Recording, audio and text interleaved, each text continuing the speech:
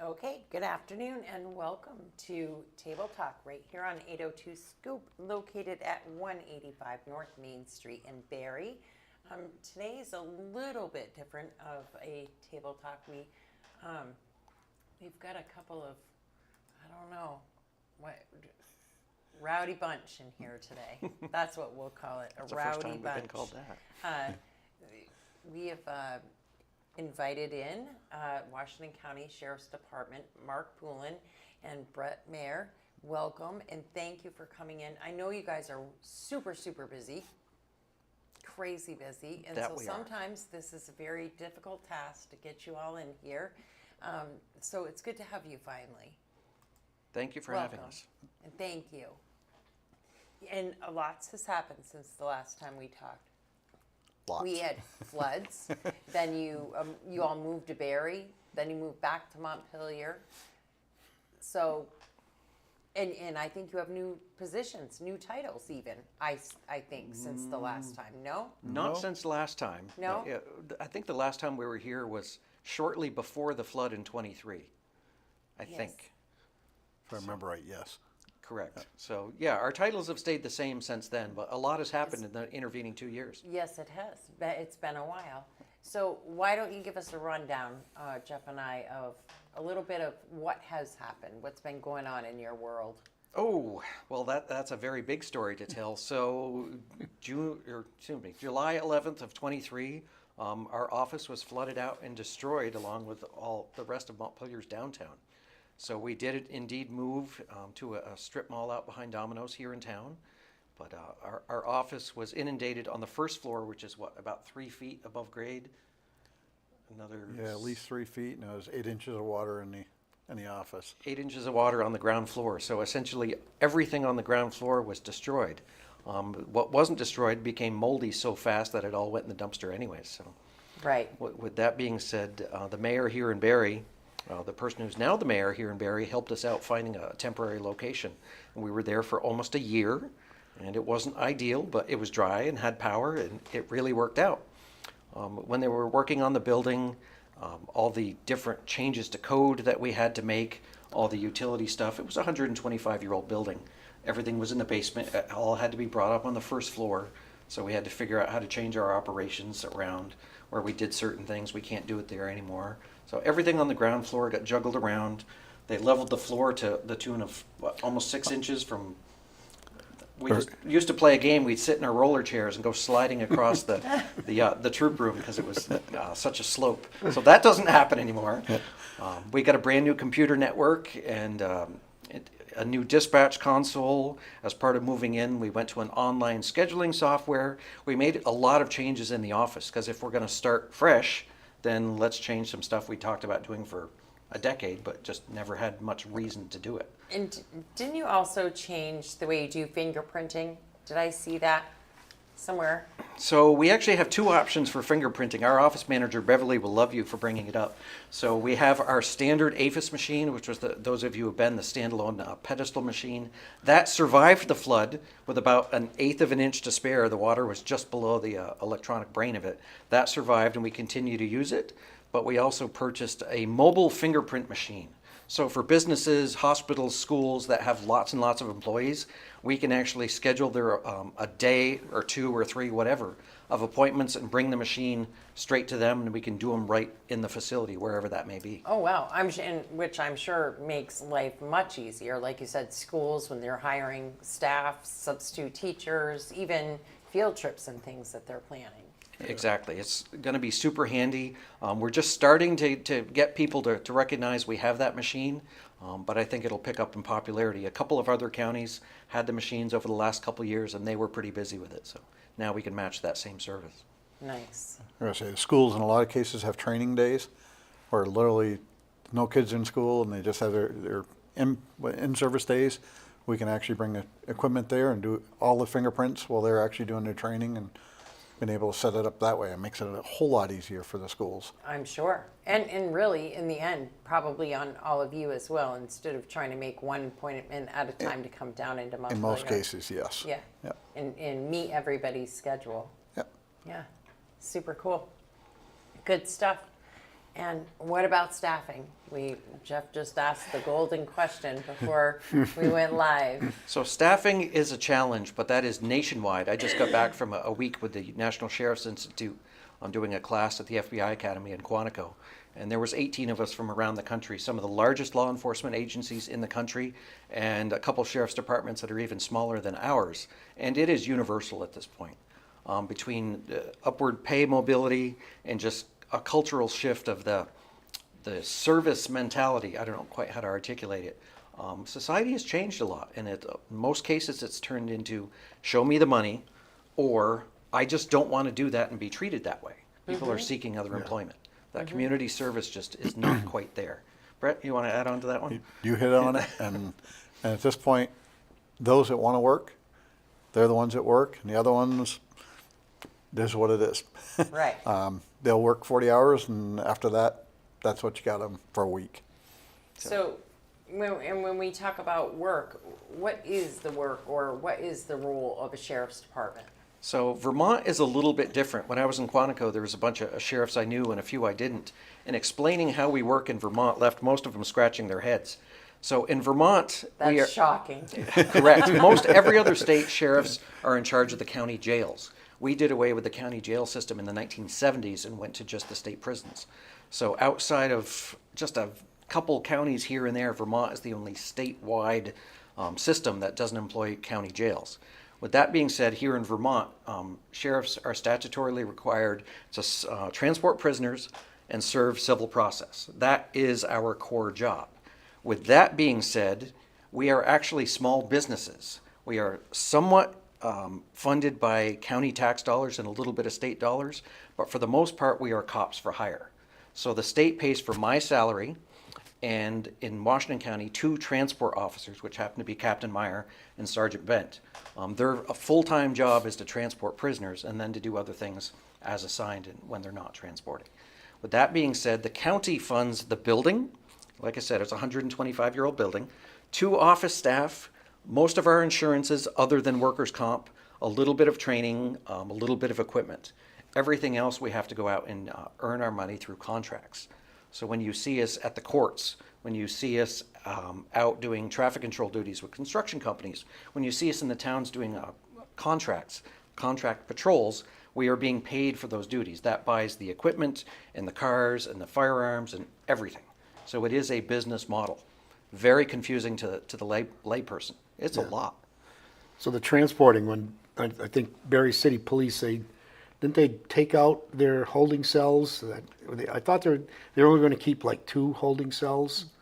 And are you guys doing the transports, or do they do it themselves?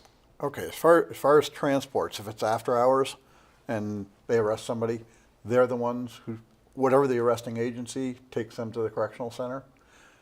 If in fact they don't wish to do their hearing via WebEx for the arraignment, we end up being the ones to transport them down from the facility, wherever that might be. Yeah. Added on the additional court cases that proceed afterwards, those are all done, all those transports are done by us. Yeah. And at this point, there's how many state deputies? 19, I think, Yeah, total. 19 or 20, and we're supposed to have 24 by the time it's That done. sounds correct. So we put in a request to have 12 additional, well, the state put in to have 12 additional state deputy positions funded. 6 of them were being held for vacancy savings for budgetary reasons, and add 6 new ones. We got 1. So the Wow. job load is not decreasing, for sure.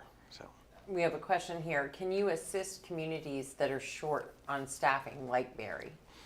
So we assist a lot of agencies. If we're out doing a patrol function in, say, Moortown, and something is happening in Waitsfield, a town right next door, we'll skip over the border, go get the situation out of control, figure out what's going on, until another agency arrives, usually VSP in that example, and then come back to Moortown, who's paying us to be there. Same thing in Berry City. If we happen to be passing through and something's happening, Captain Meyer and I were actually leaving court a couple weeks ago, and there was a report of a fight down on Main Street, and we were right in front of it. So we stopped and helped deal with it until Berry City can show up. So, but coming back to that business model, unfortunately, if communities want us to be there more, they have to enter into a contract, because nobody is paying for us to be there unless there's that contract in place. Are we helping as much as we can through grant-funded activities and things of that nature? Absolutely. But we have to make the money to spend the money. Yeah, for sure. And with that said, do we do mutual aid agreement? Absolutely. Yes, yes, we do. If in fact they're doing a large search warrant, they need additional manpower, generally it'd be the two state aides will go over and assist with the different warrants. We've helped Berry City over the years, Berry Town, Northfield, so it happens very often. We Yeah, do as much as we can. Yeah. Yeah, definitely. I know that I've certainly seen you present driving by in some of the drug sweeps, drug raids, things like that, where you've been present and certainly a part of all of that. Yep. Yeah. So, and speaking of all of that, you, Bret, are kind of like the official over at treatment court now. There's actually two of us, myself and Sergeant Bent, are the law enforcement liaisons for the treatment court. We're involved in the regular briefing where we go over different case management throughout the meeting, and then we're there present for the actual treatment court itself. If in fact the person, for whatever reason, ends up having to go to the correctional center for whatever reason, we're the ones who bring them up. Yeah, and then some lone mother has to pick them up at 6 o'clock in the morning. We won't talk about that. But yes, 5:30. that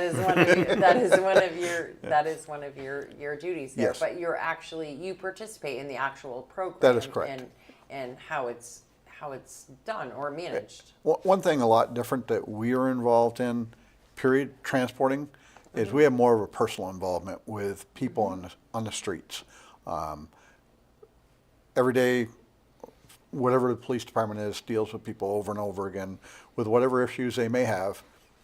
Sometimes that can be disheartening for the people, where we are the ones that are after the fact bringing them down to court or whatever the case may be. The part having to do with the drug addiction and dealing with treatment court it's a whole different connection. We're there, we work with them, we're able to see what's happening. So even if they say get what we call a holding cell, where they have to go out and sit in a holding cell for the rest of the day, we converse with them pretty in depth in regards to what's going on, why it's happening, because the immediate response is anger Right. for most people, because I didn't do it or whatever the case may be.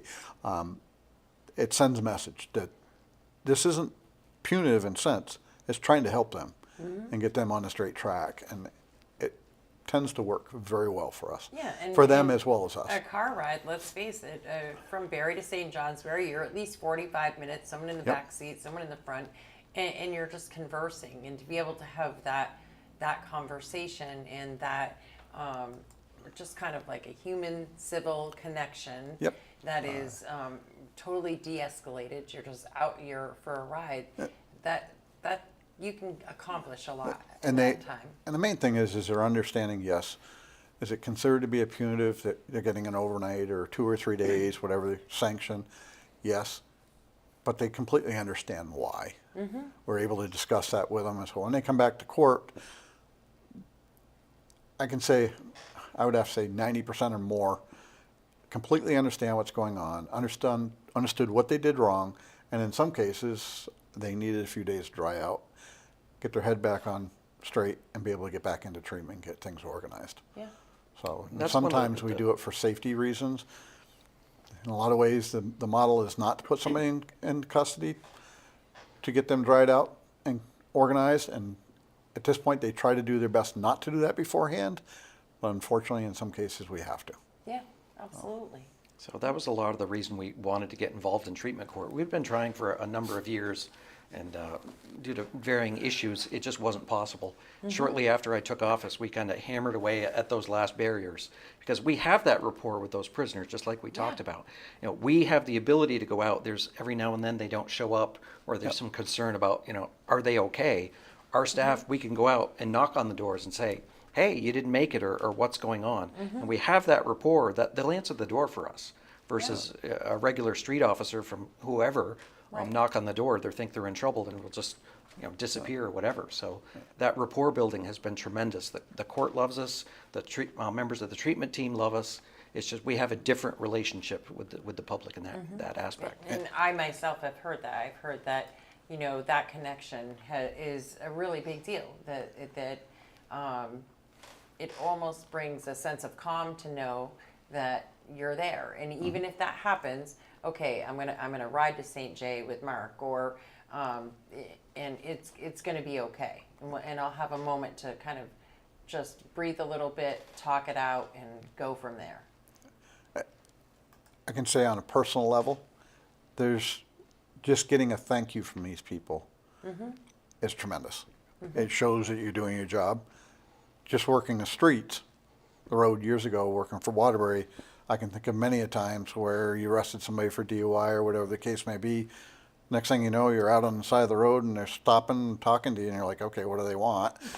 And you're getting this huge thank you because you just saved their marriage, saved them losing, not losing their house, et cetera, just for arresting them for DUI.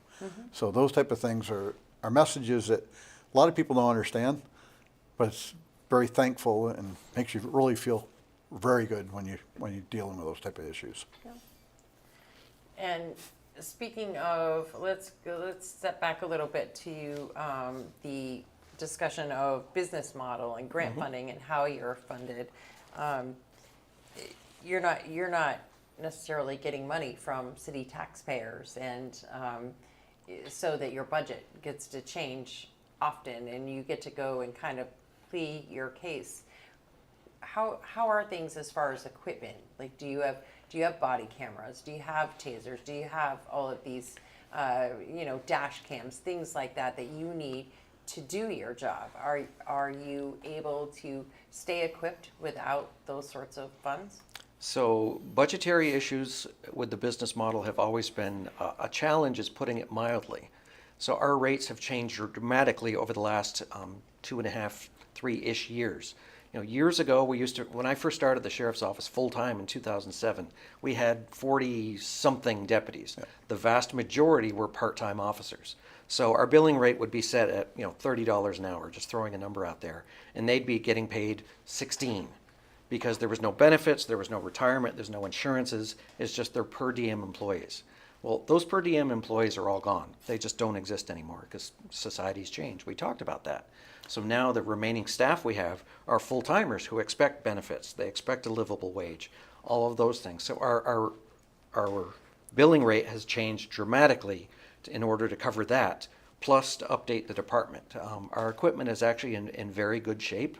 Our staff understand that they can make more money elsewhere, but it's a very family-friendly environment, and we have very good equipment because it's about taking care of the officer.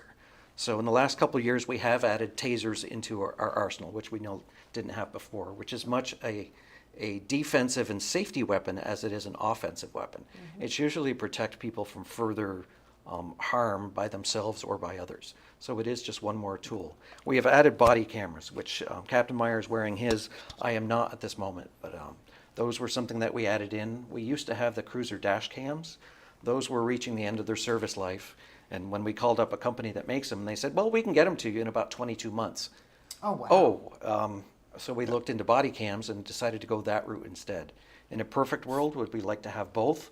Absolutely. But again, budgetary needs, we can only do one or the other, so we settled on body cameras, as the personal interaction is where more of the issues happen versus seeing the stop. We haven't been questioned on a car stop in forever, a decade at least. So we've since recently just added a rifle program, which is brand new. We're still rolling that out. We're buying 1 or 2 cars a year. We're trying to keep our vehicles in relatively decent shape. The cost of vehicles has gone up dramatically. Last year they went up $12,000 just for a car. Wow. Between the equipment and the vehicle itself. But we changed our paint scheme recently. I don't know if any people have noticed that. We're no longer the white and the red. The new ones are all silver colored with green and black markings. And you'll see more of those as time goes forward. So So in addition, we've done some Homeland Security grants and been able to replace all of our in-car computers, I should say, the in-office All our and in-car computers, which basically have just one computer that we take in and out of the office. That helps for security purposes as well. We've changed to all new radios. We're in the process of hopefully getting a new repeater up shortly. We've been able to, like I said, we're able to do some grant funding to be able to replace all this stuff in order to be able to move forward for the future. Things were starting to age, and it was time that we need to step ahead on these things. So we've been able, I think between him and I, we've been able to get things moving and stay pretty well focused. stay And current I think as we we still have a can. checkbox that we still need to deal with, but we continue to just keep on moving on you know, it. the two of us were partners for 14 years as state transport officers. Yeah. So we had a lot of time to discuss, okay, if one of us was in charge, what would we do? Yeah. And 2.5 years ago, okay, That we had happened. our hit list. Right. So it's taken a while, and it's going to take a while, but we're making progress. You'll get there. So the biggest thing with the business model and the rates is to realize, we are not here to make money. At the end of the year, if we can do what we need to do and do the upgrades we want to do, and we break even, we are more than happy. We are not here to make money. We're here to provide a service, and that's what we're trying to do our best at. So who does your dispatching? Because I know like Berry City has contracts with other entities that they dispatch for. I think Berry Towns, are they still using like Lamoille County? They're using Lamoille. We have our business manager and our office manager are both trained as dispatchers. Beverly, the office manager, she's been there for 41 years, so she's a very good dispatcher. Our business manager, Anna, she's only been on for about 2.5 years, so she's still learning, but she's doing a very good job. Yeah. So when one of them is in the office, we dispatch in-house. Plus, we have the computers in the car, which the captain just mentioned. We can do a lot of stuff roadside, right with a computer. But when one of those staff aren't around, we contract with Berry City. Yeah. Now, those are going to be some big shoes to fill. That's a yes. long time to be at the same position. So she Wow. is pretty sure we work for her, which there's a little bit of truth to that. She can pretty much run the office by herself. Probably a very fine line right there. It can be. She's mom at times, but I am her 5th sheriff, if I recall correctly. Wow. So, yeah. Wow. And how long have you been with the department? I started part-time with the agency. I was full-time with Montpelier PD starting in 2005. Came on part-time in 2006, and then came on in one of the state deputy positions in 2007. I left for the Capitol PD in 2021 and came back as sheriff in the spring of February of 2023. I remember those elections. Indeed. I'm pretty So, sure I had a sign. I'm pretty sure you did, yes. Maybe a few. And how about Maybe you, a Brett? couple, huh? Yeah. How about you? Let's see, I started in Waterbury in '89, came over part-time the sheriff's department in '92, and came over full-time in '96. Yeah. So 36 years in. Wow. So Yeah, it's been a minute. been just a few. Yeah. And then, Mark, I know that you recently did some off-site training. I think an FBI school or some training. I was at the saw. FBI Academy last week. So it was part of the National Sheriff's Institute, which is training specifically for sheriffs, not deputies, not just generic law enforcement officers, but specifically for sheriff. The Institute provides 3 training programs. The first one is a leadership course. It's for sheriffs within their first term, where you go, and a lot of it is networking, leadership development, coming up with ways to model change is one of the common terms, and you have a lot of homework and projects to do when you get back. And then after you finish that one, that is a week-long course at the FBI Academy. And there's a jail administrator course, which we don't have to worry about. We don't have a jail. And then this course was a pilot course for communicating for impact. It was all about dealing with effective communication with your internal team, with your department, with the press, and all kinds of stuff about the psychology of communication, how to write effectively, how to speak effectively. It was intense. So it was being the pilot course. They entered into it saying, we don't know how this is going to go, but thank you for being here. And it was a wonderful course. So Joe Edson says he can remember when Mark started. He would, indeed. And Glenn Brummer, the same. He says a couple of real good guys right there. And Joe says that we have to watch out for Mark. He says, everyone watch out for that guy, he says. Thanks for that. But it's definitely, your job is, I think, a tough job just because you're kind of all over the map, really. I mean, you kind of know on a daily basis that these are your duties, but you know you're going to kind of go sideways every now and then. I'm going to say, Every day. Maybe more often than not. when you come in the morning, you don't know what your day is going to be. Mm-hmm. And that's no different than a law enforcement agency. Sure, a police department, when you show up, it's either going to be quiet or it's going to be very busy, and you never know what you're going to come across. For us, we can come in, figure, oh, I can get this done, this done, this done, and next thing you know, guess what? You're going to Newport, or you're going to St. J, or you're going, you just never know. Well, we've run into that here. We've wanted to have you in for quite some time. You do all kinds of initiatives as well. You do the click it or ticket campaign. Buckle up. Buckle up. Buckle up. Yep. Click it or ticket is too aggressive. Oh, We can't It is say too click or aggressive. ticket anymore. Aggressive.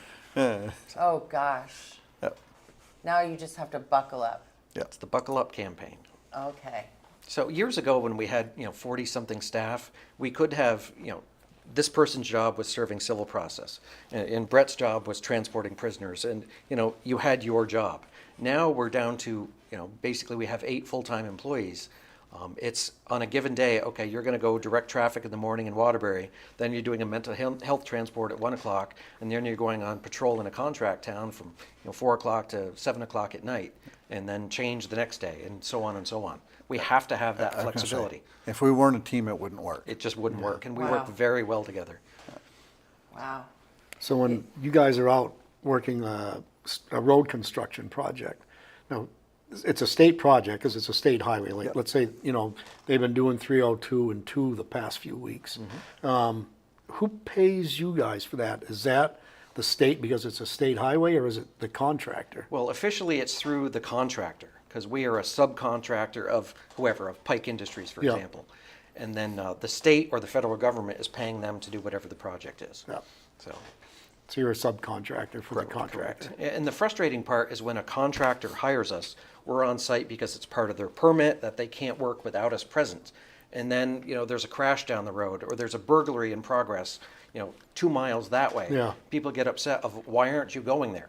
Well, unfortunately, we're there for the construction company because they can't work without us. Yeah. Right. And it's a tough spot to be in. Yeah, there's a double-edged sword there. For one, our reason for being in the construction project is for safety. Get people slowed down and dealing with those matters. If we were to leave and then there was a crash within that crash scene, liability falls upon us. We own it. It's tough.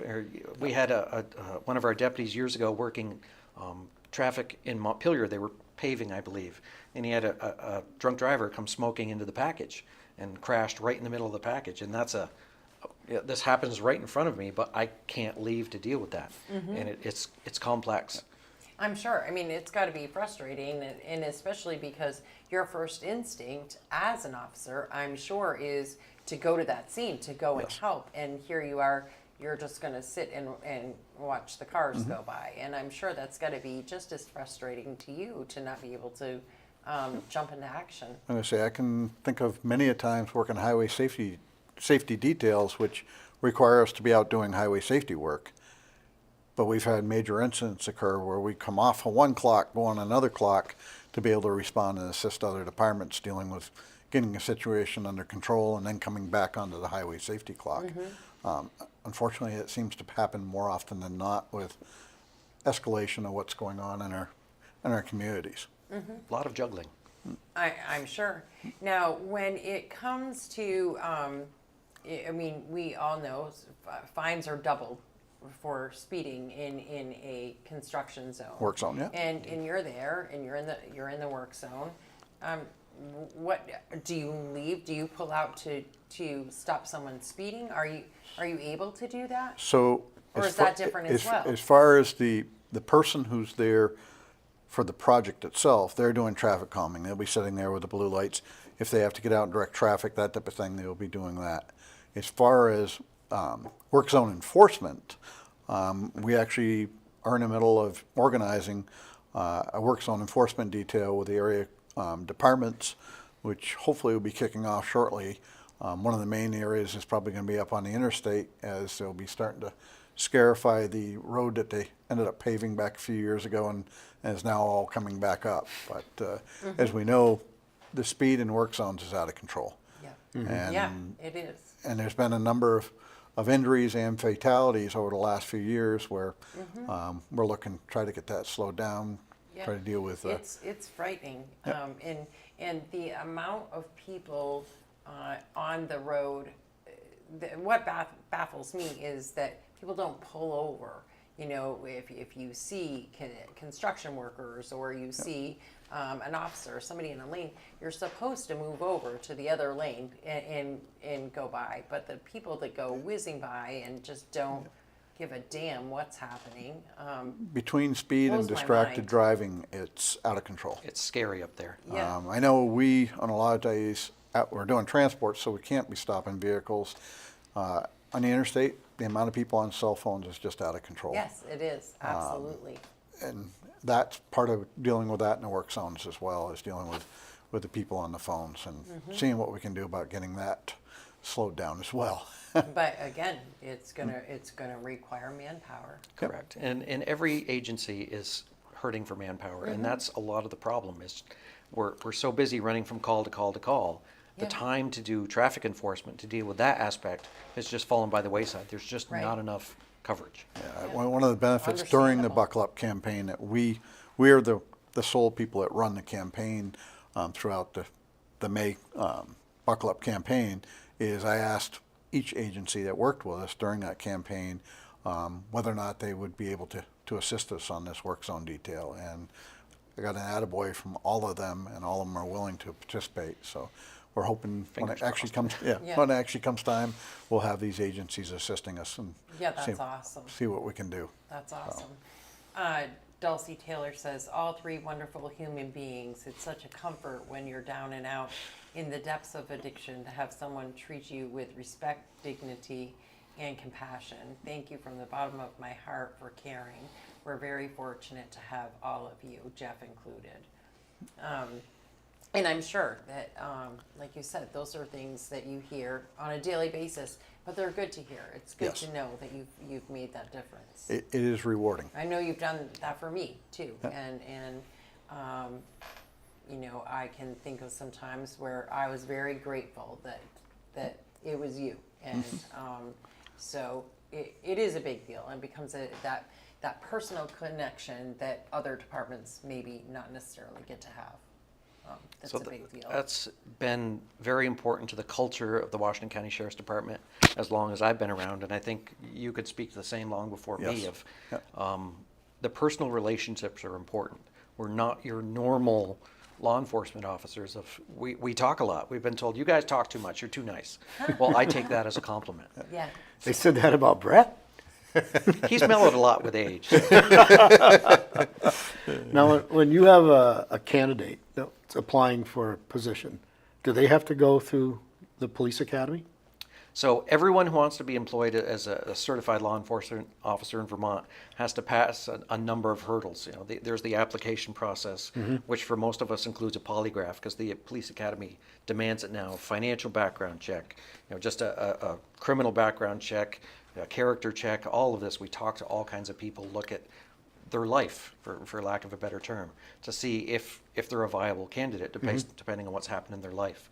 They have to go through a psychological evaluation, which that's a lot of fun. Anyone who's taken what's called an MMPI, it's something all right. And then you have to go down to the police academy for some testing. There is some basic testing to get in. And then depending on what level of certification that the department or the individual is looking at, there's 3 tiers of certification in the state of Vermont: level 1, 2, and 3. And level 1 and 2 requires a couple weeks at the academy and then a whole bunch of training after the fact.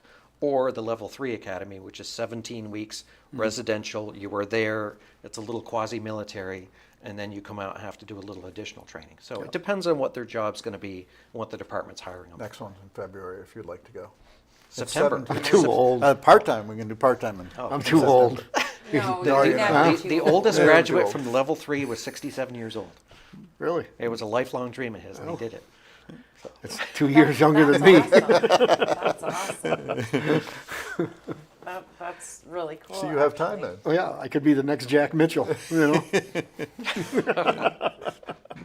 So, yeah, this is a complicated job, putting it mildly. So if you didn't realize, we all know one another. Yeah, I gathered that one. That's good. I mean, but who doesn't know all of you? That's I right. think at this point, and that's part of the point is that I think that many do know you, and or at least know of you in your faces, Correct. and they know that, like this. Just because we're here in uniform, we're still human beings and we're still part of the community. We're out and we're out and Exactly. about, whether we're dressed like this or whether or not we're dressed like Jeff. Yeah, you So- still have hobbies and That's right. families and things Yep. that you love to do and don't love to do, and mowing the lawn probably doesn't sound any more appealing to you than it does anybody else, and So- you got to make time to do. all Unfortunately, that that seems to stuff. be the pastime lately. Yeah. So we talked a lot about the contract model and the business model. Something we don't talk about very much is we provide a lot of services just to the population in general. We just had a call today for, you're all aware of the motorcycle toy run. Yes. Yeah. They called us today, so we provide assistance for that. We don't bill for it. We do some different things in different towns when they're having special events. We donate the department's time. We help out the Boy Scouts. We help out all kinds of charitable organizations. I was is going the to say, best we're a way to car assistant fitting seats. station. Yeah, car seat, fitting wondered if you station. still did that, We yeah. still do that. There's 3 of us that are certified to, in fact, work with people. Years ago, it was we would install the car seats. Now it's literally us instructing people on how to install a car seat. So when they leave, they're actually doing the installation. So in a lot of cases, that person who's ready to have a baby tomorrow, which we've had a lot recently, I'm supposed to have a child later this week. And they're rushing to come in to be able to learn how to put a car seat in. And again, speak of things that are rewarding is being able to work with people like that. Yeah, a common request lately is a VIN verification when you purchase a car from out of state or something like that. Yep. A lot of PDs just don't do that anymore, and DMV will tell you, oh, bring the car to Montpelier, and they're like, I can't legally drive it until I get this done. So that's one thing, we still do them, so if you need your VIN verification, call us. It might not happen overnight, but we'll do our best to A make it lot of happen. the cases are in our contract towns. We'll organize a time when we know we're going to be in the town and get a hold of people and organize to do it when we're out there. So, If there's ever any questions about what we can do for people, call and ask. So Right, because the list is pretty long, actually. there's a lot of moving Yeah. parts. Yeah, for sure. Now, let's go back to campaigns. What campaigns you got going on this summer? So the supervisor for the highway safety can speak well to that. we just barely got done the Buckle Up campaign. That ended basically June 2nd. Now we're going into speed and aggressive driving. As I mentioned, we'll be dealing with the work zone safety enforcement detail there. Coming into 4th of July, we're dealing with DUI details and dealing with the issues involving people who decide they want to drink a little bit more than what they should do. By all means, it's don't drink and drive. If you think it's your over, you call somebody to get some help, to get somebody to come and get you. A lot of cases, people don't want to call somebody because they feel offended calling somebody. Well, unfortunately, that may save you your life, somebody else's life, and a lot of money. Yeah, well, depending and on that's the thing. circumstance. It is. It's money, and money, but it's your insurance. It could be your employment. It could be your ability to travel certain places. There's a lot involved in a DUI. Yeah. We actually, believe it or not, we're in the middle of applying for the grants as we speak. They hopefully tomorrow. Yeah, they're due tomorrow. So when we get done here, we've got some paperwork to do and hopefully get them ready to go out for tomorrow morning. But just doing some of the statistics, it was kind of interesting to find that one of the most busiest nights for DUIs is on Monday night. Never in my life would have Yeah, thought on that Monday is night. something new. Wow. That instead of Thirsty Thursday or all these other terms that you can come up with, now Monday is a huge night for DUI in Washington County. That's Really? odd. Yep. Yeah. I don't know We if were that's. scratching our heads on Yeah, that we're- one. yeah. We don't know if that's people getting out of work, running to the bar, having 2, 3 before they go home, and then crashing on their way home, or whatever the case may be. So That's interesting. Now, when you talk about doing these campaigns, is it checkpoints like how it used to be, So- or is that also different because of the situation with staffing? for one, in most cases, it's saturation patrols. I'm not saying that you're not going to see checkpoints. The biggest problem with checkpoints, it's manpower. Is Right. finding manpower to do them. Right. And They still do occur, just not as often. maybe. Correct, Right. correct. It's not- We'll be going into the Labor Day DUI campaign. I don't know the exact dates. I want to say it's like August 16th through Labor Day. The plan is at this point, there will be checkpoints out during that weekend, during that period of time. I just make you no promise where they're going to occur at this point yet. So a lot of planning goes into this, especially checkpoints. A lot of planning goes into it because, again, trying to find the manpower from different agencies to be able I'm to sure. participate. Yeah. And to set them up properly and keep them safe, it takes a couple hours to set up. Yeah. A good half hour, 45 minutes to tear down, and it's complex to do it right. One of the benefits years ago is we had, like I said, we had 40, 50 people on the roster. I was able to grab a lot of extra people from our department and then a few from other agencies. Now it's kind of the opposite. So trying to get people from other agencies and the numbers makes it difficult. Yeah, for sure. And you do need the numbers just for safety purposes, as well as not having to shut it down as quickly as you open it because you have 2 or 3 arrests, and here you are, you're done because you don't have enough manpower to be standing in the checkpoint. Now, does the DMV law enforcement, do they ever help with all of this too, or is that something totally Years different? ago, they helped. There was one person that worked with us a fair amount. Now there's 2 locally that should be back in helping us and starting to work with us again. So I see that headed back that direction. Because they're essentially kind of a part of the department at that point, or no? Do they work with you or for you when they're there, or are they still working for? When it's at a checkpoint, each individual agency that sends people, they're still working for their agency under their grant if they have a DUI grant, or however they choose to pay those people to be there.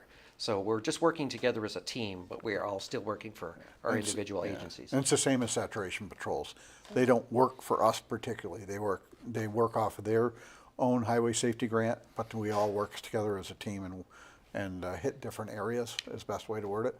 It's the same thing we just did with Buckle Up. We designated different areas within the county and worked those areas for the day and then moved to a different area throughout the 2-week period of time. With that being said, when it's the saturation patrols, the multi-jurisdictional, there's usually a supervisor for those details, which is the last decade and a half anyways, has been Captain Meyer. Same thing with the checkpoints. There'll be a checkpoint supervisor. The buck has to stop with someone, which has traditionally been Bret or myself. Been both of us. It's been both of us quite frequently. Yeah. yeah. Most cases you've been there, so it's between the 2 of us, somebody making decisions if it had to be made. So, but we're all still, it's a team. Can you think of anything else you'd like to ask, Jeff? So when you mentioned a DMV enforcement, so what kind of policing power do they have? I see those vehicles around. They focus primarily on motor vehicle enforcement, specifically commercial motor vehicles. Yeah. All the federal motor carrier rules, your weight issues, your mechanical issues, their focus is on big trucks. So they're the ones that operate those, they have the temporary weigh stations that they set up? Correct. Yeah. So they specialize in commercial motor vehicle crashes and hazmat incidents and all of that. Because to be really good at that stuff, we call it the nasty. It's a 2-week, It's a 3-week? 2-week program. I want to say it's still in Pittsford, Mass, but don't quote me on that. So it And takes that a lot of They training. call it to become nasty. It's certified. NHTSA is the term. And they have a 2-week program at Mass State Police are the ones who teach. They also do regular motor vehicle enforcement, and respond to assist other agencies that are in need as well. So we have basically this area is Pat Ross, who used to work for Berry City Yeah. Police Department years ago, and then she's in Chittenden County, but she also comes down here a fair amount. She used to be a dispatcher and then an officer in Montpelier with Sabrina Booton, who we work with as well. It's a good bunch of people. One of our deputies is now a criminal inspector with DMV, Curtis Wilkin. Basically, he's a detective for DMV, dealing with a lot of the more serious issues. So, Yeah. good people all around. Don't assume that when they're sitting in a U-turn that you can fly by them 20 over, because they can pull you over too, not just Absolutely. 100%. Yeah, for sure. So officers in Vermont all have statewide jurisdiction except constables. So any of us can enforce pretty much anything, anywhere, at any time. Oh, that's interesting. I did not know that. Yep. So people say, why did the town cop, why was Berlin down here in Berry City? Because they can be. They can be, They can be, absolutely. right. Yeah. Back That's- in 2007, when I started working for the city, Jason Fleury, he was the school resource, or he Yes. still is, up at the elementary school. So they didn't need him in the summer, so he used to do weighing. Yes. The city would set up a temporary weighing station, and he would do that. Actually, they're in the middle of trying to reorganize and loan out scales again. We just sent somebody to an commercial vehicle awareness program in Colchester, which the officer Davis Hart said it was incredible, and they're supposed to be building on to that to raise up the level again. And like I said, they'll be loaning out scales to individual departments to actually get the individual departments to start doing enforcement again. So we'll see where that goes Yeah. as time goes along. Nice. I can say I know we were literally talking about it yesterday and this morning as well. We're looking hopefully to hire on one more full-time patrolman, and then hopefully as well be looking at possibly getting a DRE, drug recognition expert within the department. That's all grant funded for Yeah, that presently right training. now, Berlin Police Department has one, and I believe Berlin State Police has Barracks one. has one or two. So unfortunately, the increase of DUI drug is out of control. And I hear that a lot. I've heard a couple of times, why was this person transported to this station when they were picked up here? Yes. And most often, that's the reason why, right? Correct. Because they would need to go to a station that has an officer that's trained. More of it has to do is having a room that's set up to be able to do the DRE evaluation, which requires special lighting, et cetera, et cetera. Basically, a dark room is what they look for. And perfect example, Berlin Police Department has that. So that's why in most cases, take them right up to Berlin once you're done the initial screening. Yep. Yeah, and that's another whole subject that we could invite you back and talk for hours about. Really, is it causes a lot of conflict, and I hear it and see it every day in the chat pages and community chat pages, and a lot of people want to know and understand why if an officer and even an ambulance is called to a scene where there's somebody slumped over a wheel and they're required Narcan, but they don't go in the ambulance. Does that necessarily mean that they drive away? Situational. There's no easy answer to Yes. that. Right. So, complex scenario, depending on what's going on. Right, because you don't know, but a lot of the the angst and anger around all of that is if, in the same respect, if you pulled up over in the parking lot, city parking lot out by Gusto's, and somebody was sitting in the driver's seat, they didn't leave yet. They just decided that they were going to take a break, maybe take a little snooze before they took off. They could essentially get a DUI because they're in That's correct. the driver's seat. Correct. and Actual physical control is the term Is used the- that's legal. Exactly. The fact that they It's- are not necessarily going to drive away can become what's called an affirmative defense, but it's a complex argument. Yeah. With what you were hitting on, if an ambulance responds, they're not law enforcement. They don't have a right to detain Right. somebody. And unfortunately, in a lot of cases, when the ambulance gets there or whoever gets there and pops them with Narcan, They and take off before. exactly. Yeah. So in a lot of cases, that's when you end up with what we call a BOL, be on the lookout for this vehicle, because it's been just that. All of a sudden they're back up and boom, they're gone. Right, and it has nothing to do with the fact that you've allowed them to leave the scene, and Correct. that is something that I've tried to talk to people about many times. Most often, when those calls come in, an ambulance is dispatched. People are calling 911 for medical assistance. They're not calling the police department, and certainly, and then we talk about staffing, and if the most important part is to get help there. And so if you've got a couple of officers downtown already dealing with the situation, the important part is that you've gotten an ambulance there. Correct. And hopefully, before it all wraps up, an officer can respond. But not always, and it happens quick. I've administered Narcan. I know exactly what happens, and it happens quick. It happens super quick, and sometimes it's a little frightening. Even it's they can either wake up and just be like, okay, I'm leaving, or it can be really, I don't know, aggressive, Yes. for sure. At That's a first. nice way to put very it. quickly. That's- yes. Very quickly. It happens very quickly, and so, like you say, that unfortunately, that's what you're up against as well. And if in fact it is a situation involving that, you always want you always want medical responding, because there are going to be sometimes that, perfect example, I have 2 shots of Narcan on me at all times, but there are certain situations that can take 8 hits, and of course at that point it's EMS with what they have, which is obviously a higher dose than we have to be able to issue it. You're looking to save a life.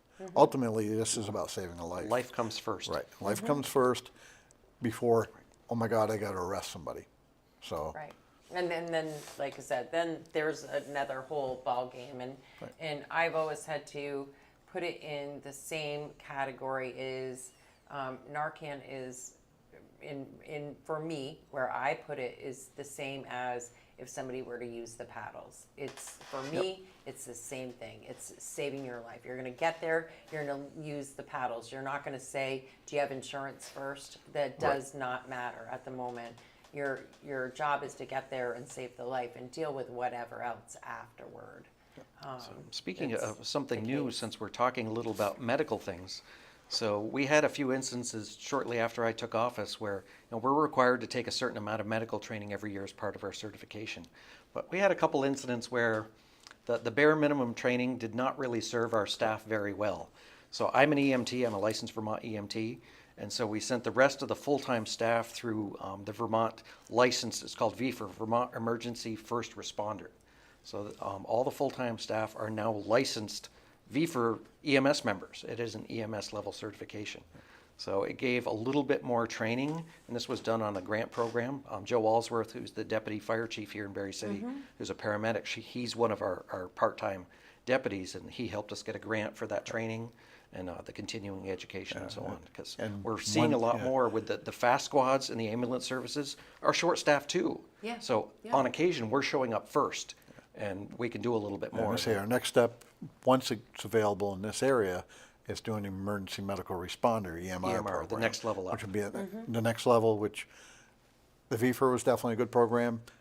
I think EMR is going to be a bonus for the future, just for that purpose, because there's a lot of times that it takes a while and they can already be on a call. So you're having to wait for them to either clear from the hospital or whatever the case may be, and we're on scene.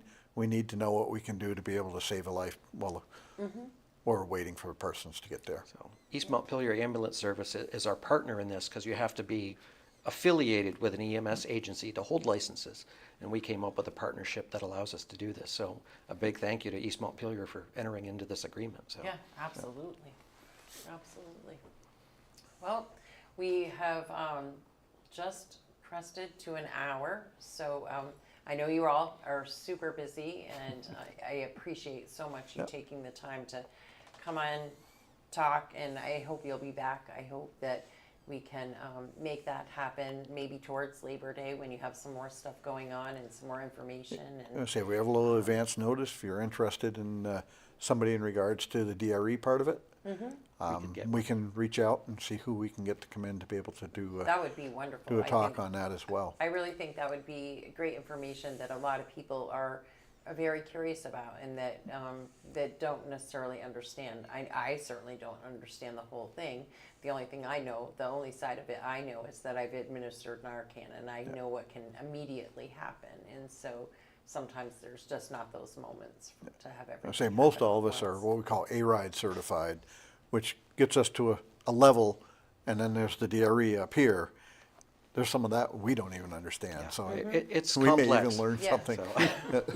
No, that would be awesome to have you all in. And again, I really appreciate your time and your willingness to come in here and talk to us all, and to kind of also set the record straight as to what does the Sheriff's Department do? Because right now, while things are short-staffed all over, I know that you see it as much as I see it. Well, why isn't the Sheriff's Department stepping in? Or why can't they do more? And you've answered that question. We have a full understanding of why and just what you do and how you operate now.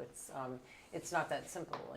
And it's not that you wish that you couldn't, because we discussed that too. You certainly would. We would love to do more. Yeah, it's just not the way it is. And whenever there's a lot of questions, just call the sheriff's office. We have plenty of time to speak to people with questions, because there's so many issues out there, and a lot of PDs, I don't want to say they blow you off, but they are so busy. So Right. we They can can't take the time take that to moment. talk it through a little bit more, or at least point you in the right direction for what resources are available, depending what the issue is. So by all means, please call our office. We like to help. So. Nice. Well, thank you very much. And thank you all for tuning in. Thanks for your questions and comments. Tune in, let's see, today is Tuesday, so don't forget to attend the city council meeting tonight, Barrie City Council meeting. Full house tonight. It should be it's probably going to be a long one, but it's your opportunity to weigh in on the city ordinance that they're talking about as far as community safety and health goes. And so whether you're for or against that, we urge you to participate in the council meeting either in person or via Zoom. Personally, I say via Zoom because council chambers is not all that big, and sometimes, and it's definitely, the chairs are not comfortable. I'm here to tell you that right now. Sitting in those things for 4 hours is no fun, but please participate. And I had a comment earlier that said, I'm in the town, but I have an opinion. That opinion matters as well, because this is your downtown, and this is where you shop, buy your gas, go to restaurants, maybe own a business, shop here. Your voice does matter. So please attend that meeting tonight. And then tomorrow we have 4 quarters with Lori Shepherd and the ladies. That will take place at 5:30. And on Thursday, we have a couple of different shows.